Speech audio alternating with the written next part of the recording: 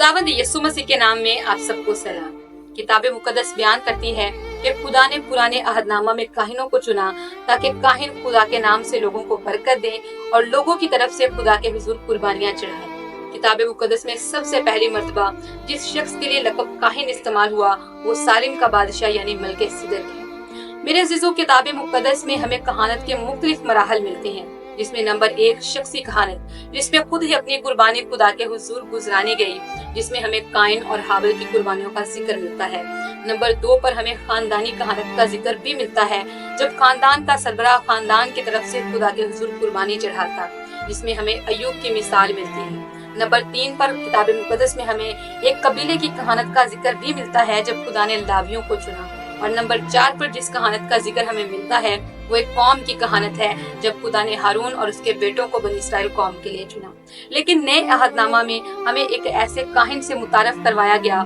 जो ना सिर्फ हमारा काहिन बल्कि सरदार काहिन है, जिसकी कहानत जो है वो शख्सी, खानदानी, कबीले और कौम तक महदूद नहीं, बल्कि जिसकी कहानत सारी दुनिया के लिए है, और जो कामिल दरमियानी बनकर जिसने कामिल तौर पर कहानत का फरीजा सर अंजाम दिया, वो नाम यीशु का नाम है, जो बकरों और बछड़ों का खून लेकर नहीं बल्कि जिसने अपने खून को इंसानियत के लिए बहाया और कहानत के फरीजे को सही और दुरुस्त तौर पर और कामिल तौर पर सर अंजाम दिया, वो नाम यीशु का नाम है। जिसके बाद अब हमें कुर्बानियां गुजराने की जरूरत नहीं, क्योंकि खुदावंद यीशु मसीह ने अपने लहू से हमारा मिलाप जो है वो खुदा से करवाया और कहानत के फरीजे को कामिल तौर पर सर अंजाम दिया।